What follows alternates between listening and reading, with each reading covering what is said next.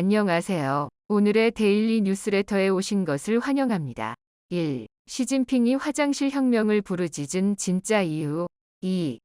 한국 잠수함 안 돼. 3. 미국 전역에 공개된 말도 안 되는 K9 시범 영상. 한번 진실을 알아봅시다. 우리나라에서는 경험하지 못하는 것들을 체험한다거나 연론 매체를 통해서만 보던 그네들의 삶을 직접적으로 목격한다거나 내 삶의 경험치를 늘려 추후에 어떤 방식으로 그것을 활용한다거나 등등. 한 번도 가본 적 없는 국가를 여행할 때는 다양한 이유를 꼽습니다. 그런데 보통은 긍정적인 동기로 시작했다가 다시는 경험하고 싶지 않은 일들을 경험하는 경우도 적지 않습니다. 그런데 우리 바로 옆 나라 중국을 여행한 외국인들 중에는 태어나서 한 번도 경험해보지 못한 충격적인 광경에 변비에 결려 귀국하기 일쑤라고 하는데요. 도대체 중국에서는 어떤 일이 있었던 것일까요? 스마트폰을 배꼽보다 살짝 위쪽에 두고 온몸을 45도 기울인 상태로 자기 턱살이야 접히든 말든 어떻게 해서든 상대방을 180cm로 보이게 만드는 독특한 포즈로 사진을 찍는 이들을 우리는 언제 어디서든 볼 수 있습니다. 스마트폰이 일상이 된 시대를 살고 있는 요즘, 소위 신세대라 일컬어지는 MZ세대는 누구나 인스타그램, 페이스북 등 개인 SNS 계정을 하나씩 소유하고 있습니다.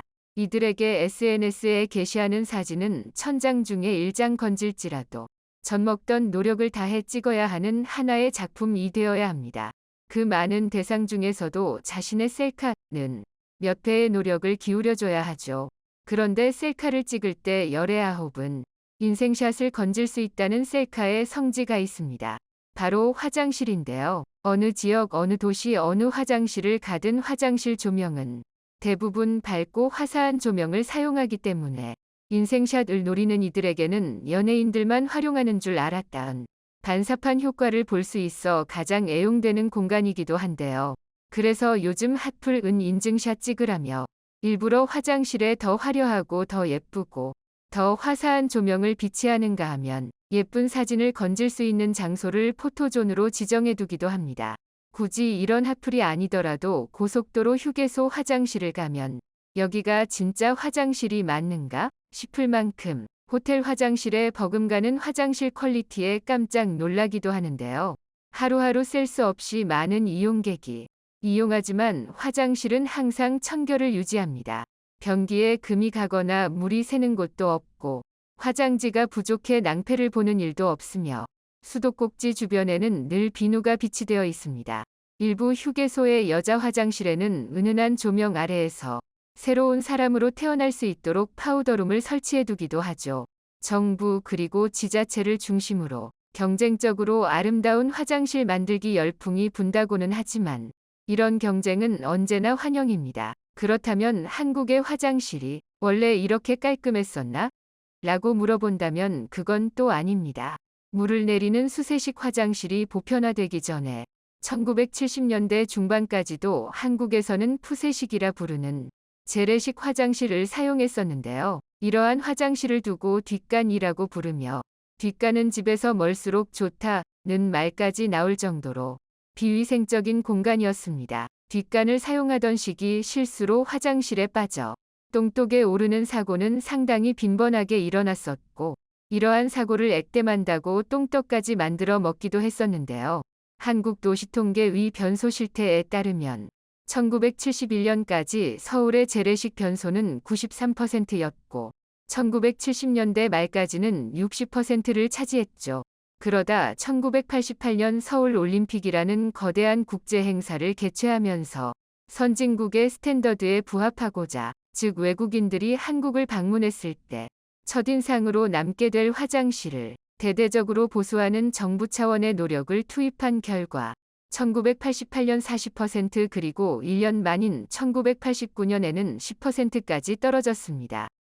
그렇게 서울을 중심으로 재래식 화장실은 빠르게 현대식 화장실로 변하기 시작해 현재와 같은 화장실이 탄생한 건데요. 레미제리를 과장발장을 쓴 유명한 작가 빅토르 의고는 화장실의 역사가 곧 인간의 역사라고 불렀습니다.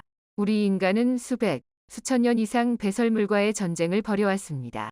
인간의 생존에 있어서 필수적인 배변 활동이지만 그 배설물을 처리하는 것이 어려웠기 때문에 각종 전염병을 유발하는 진원지로 전 세계인들이 골머리를 앓았던 것입니다. 거리에 배설물들이 넘쳐나 하이질이 생겨나게 되었다는 건 이미 잘 알려져 있죠. 화장실이 한 국가의 첫인상을 결정한다는 사실이 상식처럼 퍼지던 지난 2015년, 시진핑은 중국 연변의 조선족을 시찰하다 농촌의 열악한 화장실을 보고는 당장 화장실 혁명을 실시하도록 명합니다.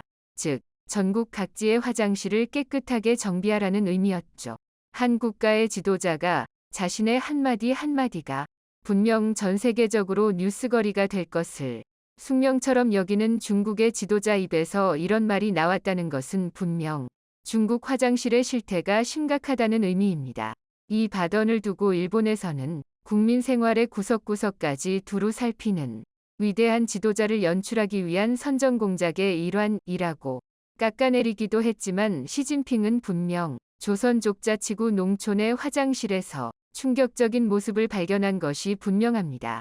사실 중국의 화장실은 온라인에 공개된 것만 하더라도 충격적인 것들이 한두 가지가 아니기는 합니다. 대표적으로 누구나 프라이버시를 존중해 주어야 하지만 중국의 공중 화장실에는 문이 없습니다. 심신의 안정이 극대화되었을 때야 비로소 속편히 배설 활동을 잘 수 있지만 중국의 공중 화장실은 공중 화장실답게 공개적인 장소로 명성이 높습니다.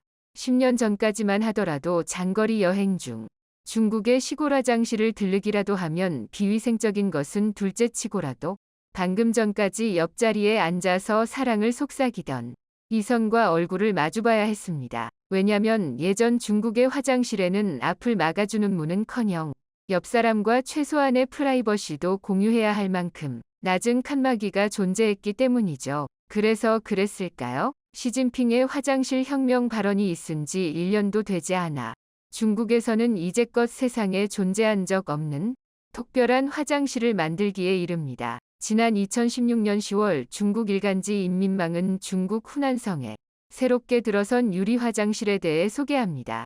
이곳이 유리 화장실이라고 불리는 이유는 화장실의 모든 칸과 바닥이 모두 반투명 유리로 만들어졌기 때문입니다. 이 특별한 화장실에서는 안에서 볼일을 해결하는 적나라하게 관람할 수 있다는 특징이 있는데요. 이 화장실을 계획한 담당자는 다른 화장실과는 차별화되는 특별한 화장실을 만들고 싶었다면서 어딘가 모르게 미묘한 이 투명 화장실은 분명 수많은 관광객을 끌어모을 것이라고 자신있게 말했죠. 그런데 이런 독특한 인테리어가 상당히 마음을 끌었던 것일까요? 5년 뒤 거의 복사 붙여넣기 수준의 디자인이 등장합니다. 지난 10월 4일 중국의 두조신문은 스촨성 러산에 있는 세계 자스민 엑스포 공원 의 남자 화장실 사진을 공개해 네티즌들을 경악하게 만들었습니다. 바로 칸막이는 돈째치고 벽조차 없는 화장실이었는데요. 도심 속에서도 자연 경관을 그대로 느낄 수 있게 해주겠다는 훌륭한 취지의 디자인이자 지나가는 행인들에게 자신의 프라이빗한 모습을 적나라하게 보여주기에 가장 적합한 디자인이었습니다. 심지어 대변기 칸의 문도 투명하게 만들어 오른쪽, 왼쪽, 앞쪽, 뒤쪽이 모두 공개되는 아주 독특한 컨셉의 화장실이었습니다. 분명 시진핑이 말했던 화장실 혁명은 이런 것은 아니었을 텐데요.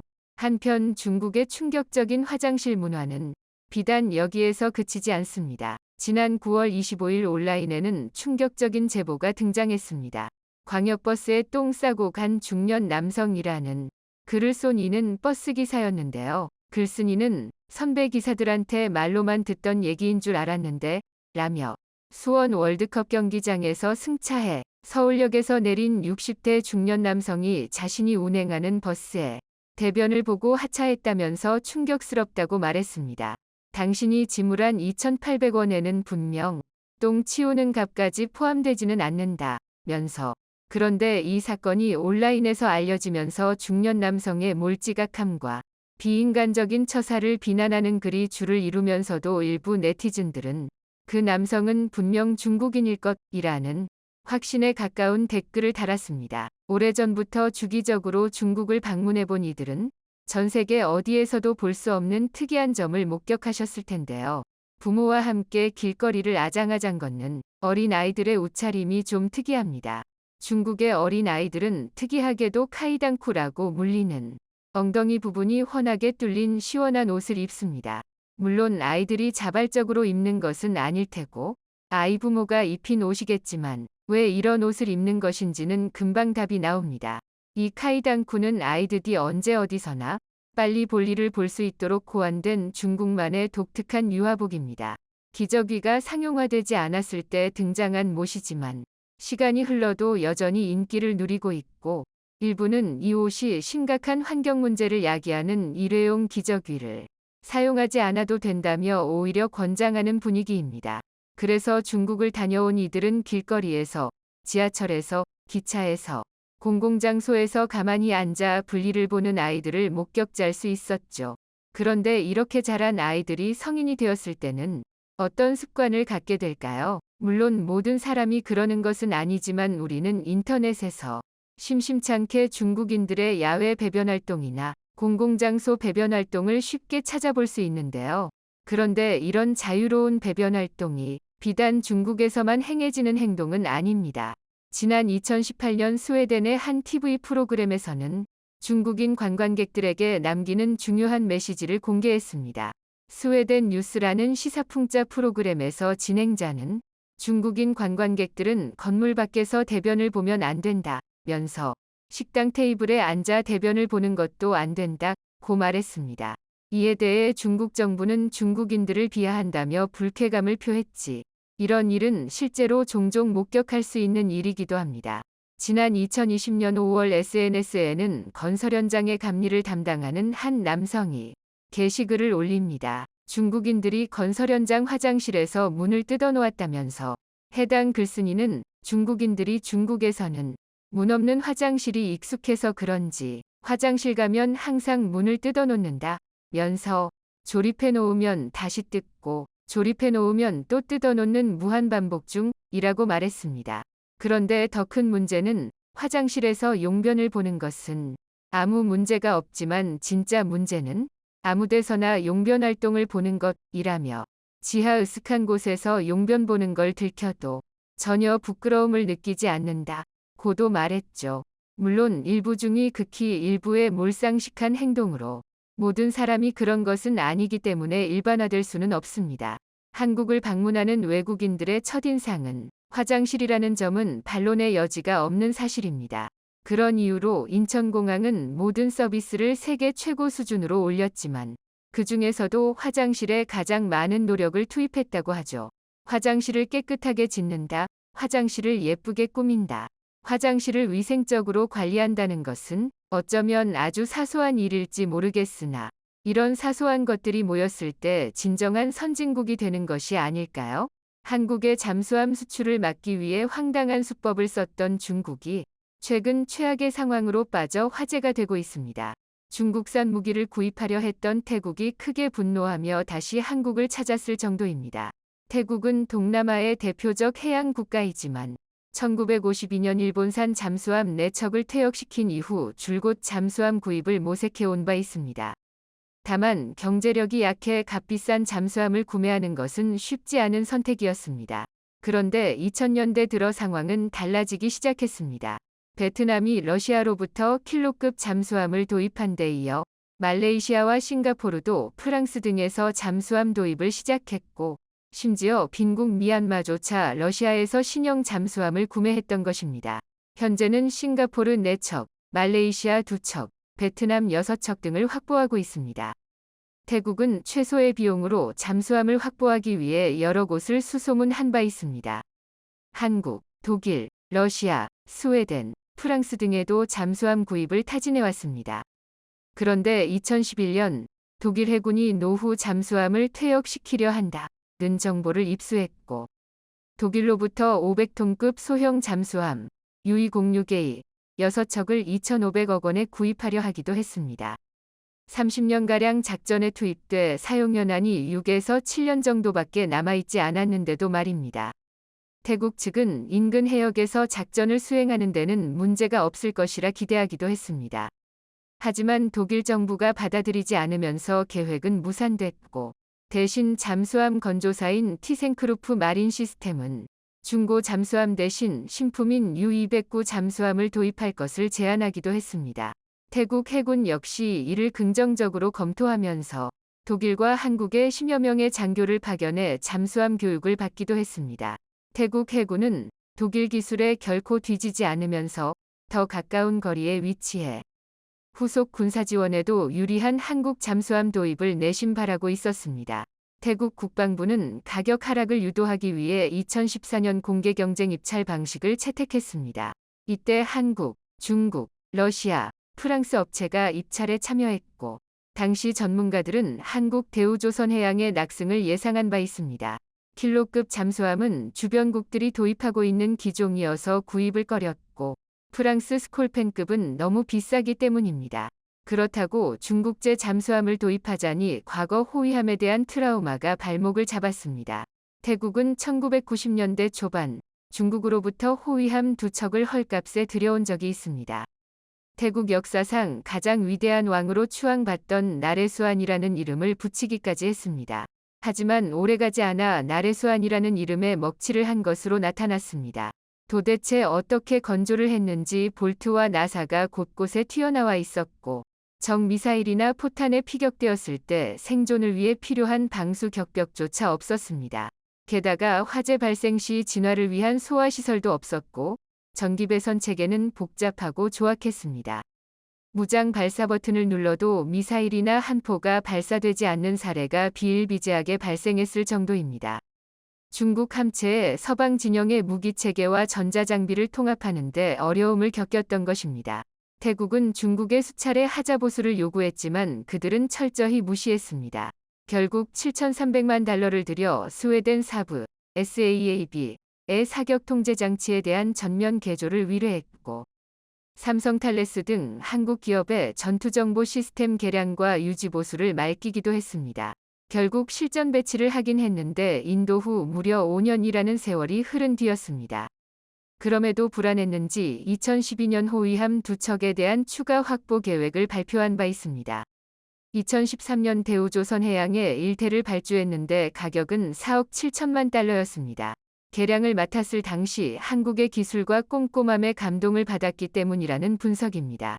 이런 상황에 태국 장교들이 한국에서 잠수함 교육까지 받은 상태였기에 대우조선해양의 잠수함 수준은 기정사실처럼 받아들여졌습니다.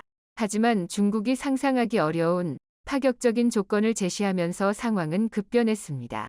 25년 거치 분할 상환 방식의 무이자 조건이었고 전체 계약 가격의 3배에 달하는 절충 교역을 제시했던 것입니다. 즉 약 3조 원어치의 태국산 물품을 구매해 주기로 하며 운용기간 중 품질은 중국 정부가 보증해 주기로 했던 것입니다. 이렇게 무리수를 둔 이유는 한국의 호위함에 이어 잠수함까지 빼앗기면 고개를 들 수 없었기 때문이라는 분석도 있습니다. 그리고 미국과 중국의 패권 경쟁이 날이 갈수록 격화되고 있어 국가의 전략적 이익 때문에서라도 중국은 태국을 우군으로 확보하려 했습니다. 미국은 서태평양 국가들을 규합해 중국에 대항하는 연합전선을 구축하고 있었습니다. 앞서 중국은 방글라데시에 2척의 민급 잠수함을 수출했으며 파키스탄과 8척의 위안급 잠수함 수출 계약을 맺기도 했습니다. 태국은 영내에서 전통적으로 미국과 동맹 관계를 유지했으나 군부가 2014년 무혈 쿠데타로 정권을 잡자 관계가 크게 뒤틀린 바 있습니다. 버락 오바마 행정부는 군부 정권을 비판한 반면 중국은 태국 군부에 대해 지지 입장을 보였던 것입니다. 이런 와중에 중국산 잠수함 도입이 결정되자 미국과 태국의 관계는 악화일로를 겪었습니다. 과거 호위함 사태를 겪은 시민들 또한 거세게 반발했고 구입은 잠시 보류되기도 했습니다. 그러자 2017년 중국은 잠수함 3척을 2척 가격에 주겠다는 새로운 제안을 해왔습니다. 태국 총리 또한 일대는 중국이 주는 공짜 선물이라며 국민들을 설득하려 한 바 있습니다. 싸면서도 비교적 좋은 품질의 사후 서비스도 받을 수 있게 됐다는 것입니다. 잠수함 한 척의 구입 비용은 4,400억 원 수준이었습니다. 여기에 탑재 가능한 무기도 같이 제공받기로 했는데 어뢰 16발과 기뢰는 최대 30발을 실을 수 있었습니다. 위안급 039A을 기반으로 태국에 맞게 개발된 S26T 모델을 받기로 한 것입니다. 최대 속도 18노트로 수중에서 연속 20일간 작전을 할 수 있는 최신형이었습니다. 2020년 초 중국 포털에서는 태국이 한국 호위함을 버리고 중국에서 잠수함 2척을 구입하기로 했다며 기세 등등 보도가 쏟아지기도 했습니다. 그런데 2020년 8월 중국산 잠수함의 추가 구매 계획을 두고 엄청난 파열음이 발생했습니다. 중국 측이 제안한 모든 것이 사기로 나타났기 때문입니다. 그들은 초기 약속과는 다르게 25년 거치식이 아닌 7년 분할 상환을 요구해왔습니다. 게다가 운용기간 중 중국 정부가 품질을 보증한다고 한 약속도 깼고 잠수함 제조사가 2년간 보증해주겠다는 것이 다였습니다. 게다가 계약을 체결한 중국 선박공사 CSOC는 중국 정부를 대표하지도 않았습니다. 잠수함을 건조하는 민간 업체로 중국 정부의 보증 약속은 애초에 없었던 것입니다. 그리고 잠수함 기지 건설을 위해 중국 측이 감독관 4명을 파견했는데 이들은 중국어 강사로 노동허가증을 받은 일반 민간인으로 드러났습니다. 중국이 일대를 공짜로 주겠다고 한 것 또한 공짜가 아니었습니다. 기타 무기들을 대량으로 강매시켰던 것입니다. 2017년 중국산 장갑차 VT-1 34대를 태국에 팔았고 2016년에는 중국산 VT-4 전차 28대를 팔아 넘기기도 했습니다. 그리고 2019년에는 상륙 강습함까지 태국을 압박해 판매했죠. 약 2천억 원짜리 강습함을 3년 계약으로 판매했던 것입니다. 잠수함을 주문한 곳과 같은 업체에 발주한 것인데 외신들은 한 척을 공짜로 주는 척하면서 기타 무기를 팔아 손해를 메꾸려 한다며 비판하기도 했습니다. 태국 측은 새로 구입하는 잠수함 작전에 호응하기 위해 어쩔 수 없이 구매했다는 설명을 했습니다. 결국 태국이 기대했던 절충교역이 중국을 위한 절충교역이 된 셈입니다. 이 때문에 태국인들은 중국이 사기를 친 것이 아니냐며 항의를 쏟아내고 있습니다. 결국 추가로 구입하기로 했던 계획은 2020년 9월부터 연기가 된 상황입니다. 그런데 올 2월 중국 측이 갑자기 중고 잠수함 2척을 제공하겠다는 연락을 했습니다. 주문한 잠수함의 인도를 기다리는 동안 승조원들을 훈련시키라고 한 것입니다. 그런데 내막을 들여다보니 태국과 계약했던 잠수함에 장착하기로 한 독일제 엔진을 구할 수 없었기 때문으로 드러났던 것입니다. 이는 중국 언론에서도 크게 우려하고 있는 상황입니다. 해당 소식은 최근 워싱턴 포스트 등 외신들을 통해 일파만파로 보도되고 있습니다.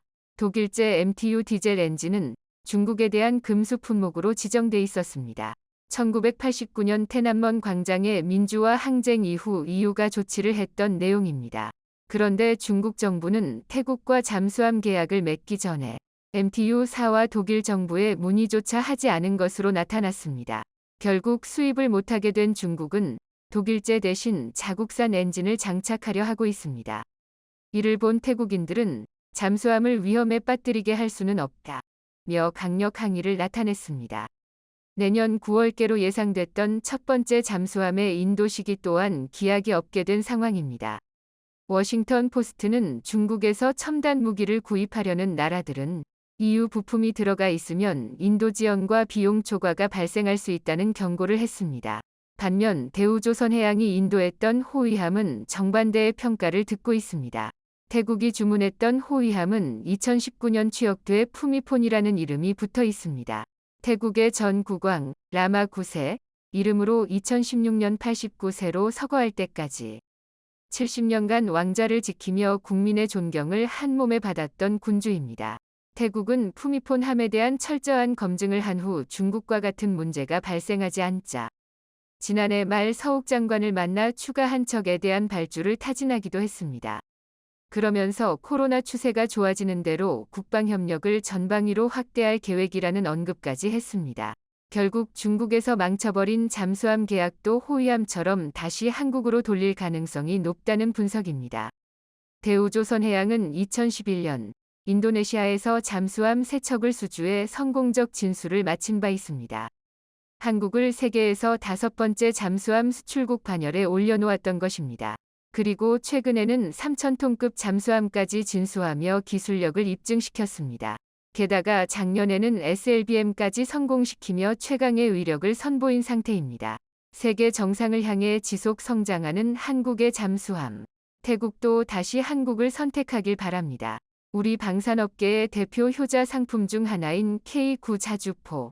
이 K9이 최근 미군의 최신 포탄인 XM115와의 호환성 시험을 통과해 세계 방산업계의 주목을 받고 있습니다. 포탄 6발을 쏘는데 단 44초도 안 걸리는 경이적인 발사 속도의 53km라는 긴 사거리까지. 안 그래도 잘 팔리던 K9에 대한 바이어들의 문의가 쇄도하고 있는데요. 전 세계 방산업계의 눈길을 사로잡은 시험 현장으로 여러분을 안내하겠습니다. 지난 9월 미국 애리조나주 유마 미 육군 성능평가 시험장에서 K9A1과 K10 탄약 운반 장갑차의 호환성 시험을 겸한 시연회가 열렸는데요. 이번 시험은 최근 한화디펜스가 미 육군 전투능력개발사령부 군비센터 CCDCAC와 체결한 공동연구개발협정에 따른 것으로 K9 및 K10이 미군 군수품과 호환성이 있는지 확인하기 위해 마련되었습니다. 미 육군은 차륜형 자주포 성능평가를 통과한 업체를 대상으로 내년 1분기 시스템 공급을 받을 계획이기에 아주 중요한 시험이었지요. 이날 시험은 K10에 의한 미국산 포탄 자동 재공급과 포탄 사격 후 진지 이동, 급속 사격, 발사 속도가 얼마나 빠른지 등을 체크하는 식으로 구성되었습니다. 시험에는 미군에서 기존에 많이 사용해온 포탄인 M795는 물론 최근 개발된 XM113 포탄도 사용돼 눈길을 끌었는데요. 특히 훈련 마지막을 XM113 발사로 장식할 예정이었기에 많은 관심을 모았습니다. K92 XM113 포탄을 발사하는 것에 방산업계가 주목한 것은 이 포탄이 향후 미군의 야포에 사용될 예정이기 때문인데요.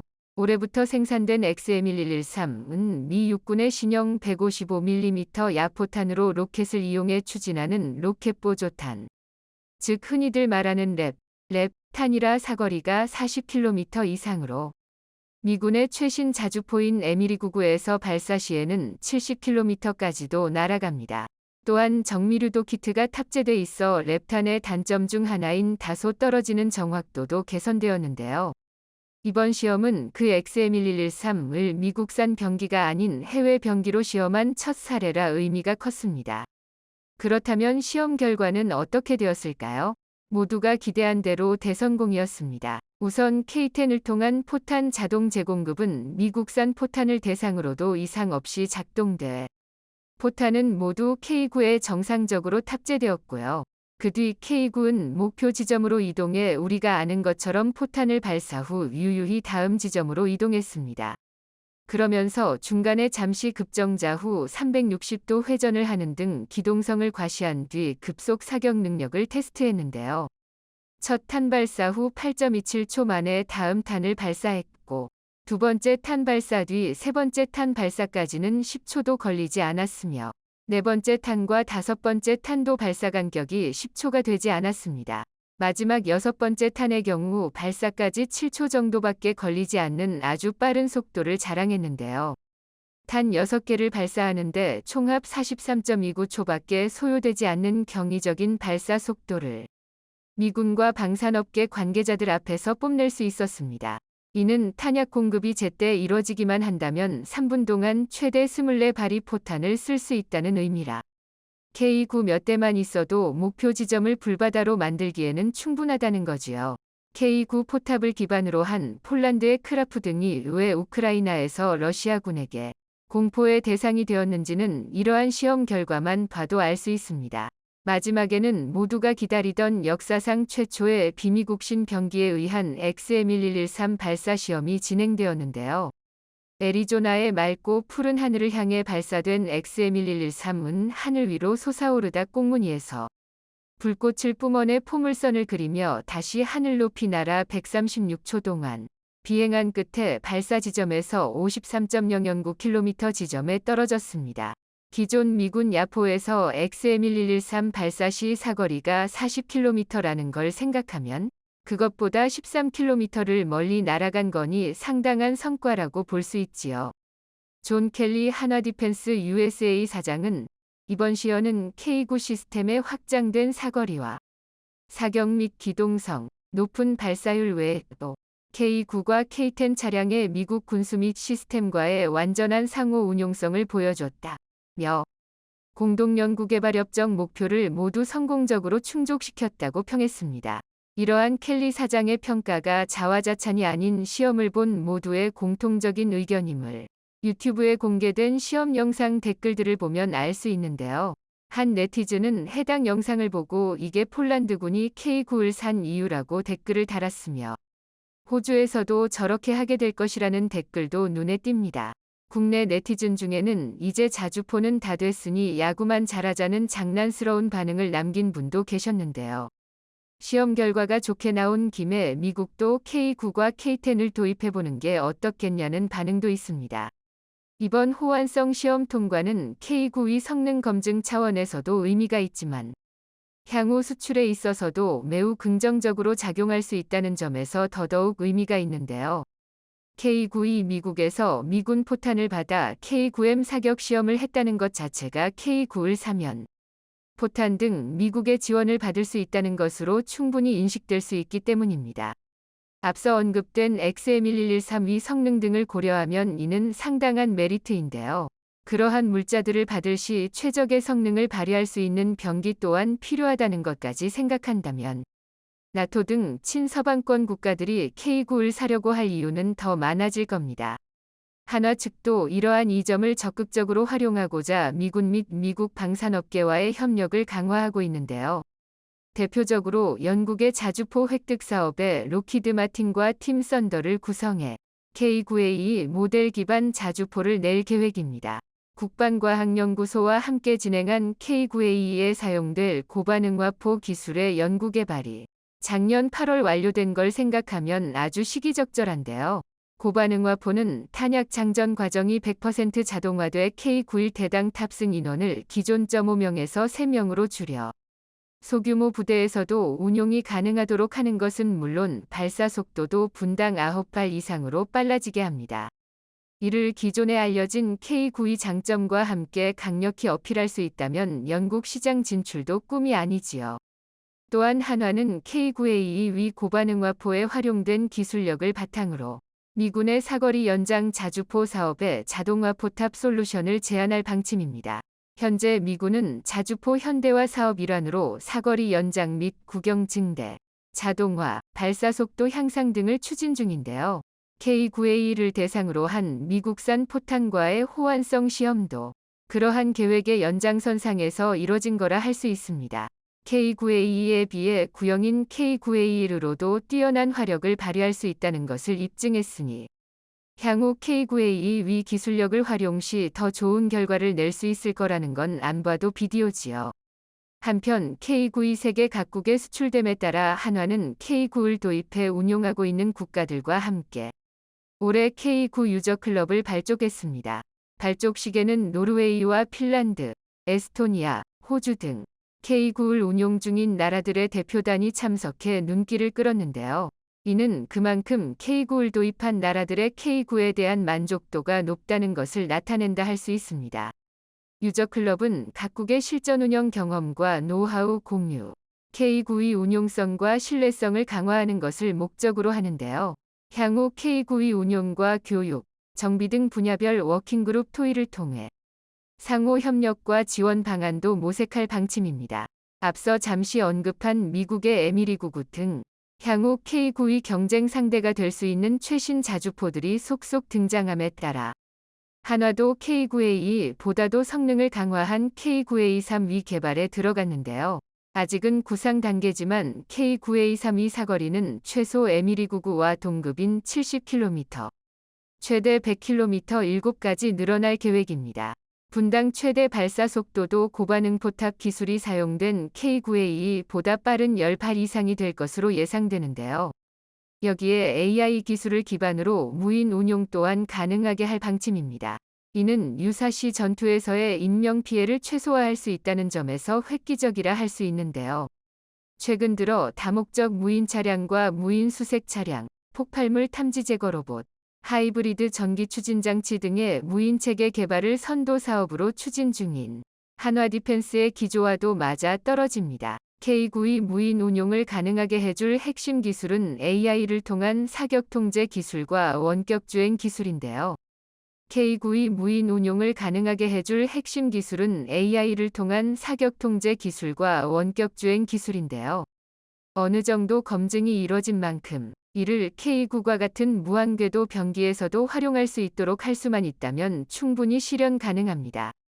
아리온스메 또한 K9과 마찬가지로 미군 관계자들이 지켜보는 가운데 성능 시험을 하게 되는데요.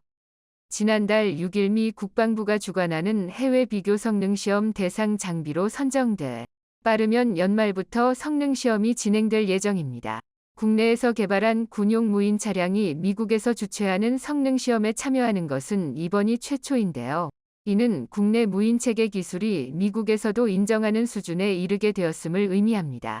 향후 진행될 성능 시험이 성공적으로 끝난다면 한화의 AI 관련 기술은 군용으로서 활용 가치가 크다는 것이 입증되는 셈인데요. 이를 향후 K9에 적용하게 된다면 세계 방산업계의 각광을 받게 될 것은 두말하면 잔소리일 겁니다. 아리온스맷의 최대 통신거리가 현재 기준 1.1km임을 고려하면 이를 대폭 개선할 시 향후 K9 운용에 있어서도 진가를 발휘하게 될 것으로 예상되는데요. 안 그래도 수십 km 밖에서 적을 타격할 수 있는 게 자주포의 무서운 점인데 자주포보다 최소 몇 km는 더 떨어진 곳에서 원격 조종이 가능해진다면 아군 인명피해 우려 없이 원거리에서 적진을 초토화한다는 유사 이래 모든 군사 조직들이 꿔왔던 꿈이 현실화되는 겁니다. K9A3위 사거리가 우리의 희망대로 100km에까지 달하게 된다면 이러한 장점과 시너지를 일으켜 사상 최강의 원거리 공격용 병기가 탄생하는 것도 충분히 가능해지지요. 이러한 꿈을 현실로 만들기 위해서는 우선 K9A2위 성공은 필수. K9A2 기반 자주포가 도전하게 될 영국의 자주포 획득 사업은 2025년에 결과가 나올 예정인데요. 여기에서 K9A2가 합격표를 받는다면 K9의 앞길도 지금까지와 같은 탄탄대로가 될 겁니다. 영상이 도움이 되셨다면 구독과 좋아요 부탁드리며 오늘도 감사합니다. 최고로 멋진 하루 보내시길 바랄게요.